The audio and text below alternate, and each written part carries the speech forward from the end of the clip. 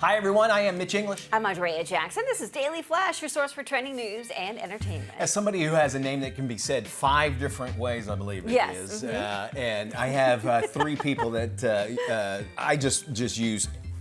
I say AJ makes it easier, but there's Andrea, yeah. Audrea. I have a niece, and she goes by Andrea. Okay. But I just call her Andrea rather. So the reason I'm bringing this up is that one of the biggest actors, he's actually in a movie coming out, the part 2 of, talking about Denzel Washington. Yeah. He's in Gladiator. the new Gladiator 2. Yeah. So people are talking about him. The correct pronunciation of his name is Denzel. Did you know that? No. So his mom called him Denzel. You know, you can look this up. Denzel. His mom, Lennis Washington, said, no, you're Denzel. You've always been Denzel. But it makes it easier, people, once you get started, saying Denzel. So if you're a family member, like his mom or whatever, they called him Denzel. So if you ever happen to see him, call him Denzel, and he responds. He says he doesn't matter. He doesn't care either way. You're kind of like you. Yeah, I don't care. I mean, I'm not offended. Whatever works for you. I respond to all versions. I've been called worse. Yeah, that's the best part. Yeah. Did you hear he's going to retire? I had heard rumors. I thought that was just a rumor. No, I just read this report yesterday. He said that Gladiator will probably be one of his last movies, and he's wrapping up projects because he's just ready to be done. He's going to be the new Black Panther, too.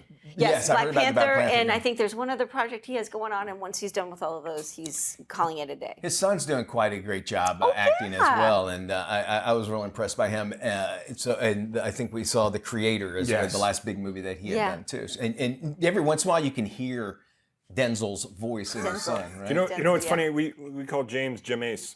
Jameis, I did not know that. Jameis. Yeah, I get called James. Sweet baby James. Sweet baby James. Big Daddy. Yeah, Jaime. Jaime.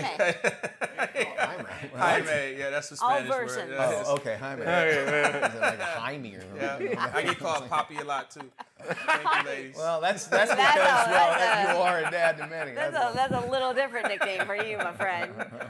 You know the words to have and to hold in sickness and in health. Yes. But whether you remember or not is usually not part of the standard wedding vows.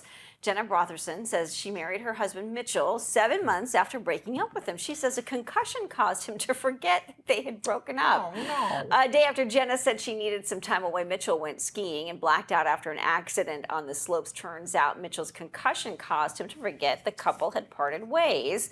When Jenna asked him to get back together, he didn't understand what she was talking about because he never remembered the two breaking up. Wow.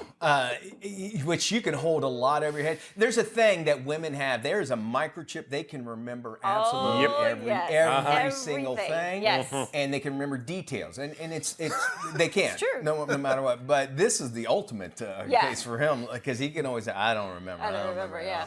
And if I've had 2 concussions in my life, and so I can use that as an excuse altogether, but I'd rather not. I would love to have said I didn't have a concussion. It's the perfect fitting to ignorance is bliss, right? I would think so sometimes, yeah. So you don't know. Let's ask an expert. Matt, is ignorant?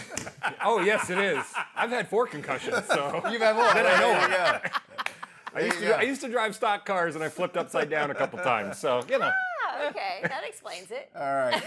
We won't gossip about that. But No. Gossiping actually might not be bad after all. There's a report out from Stanford University from the researchers there that say gossip can actually be helpful in terms of information about a person's reputation. However, there is a catch.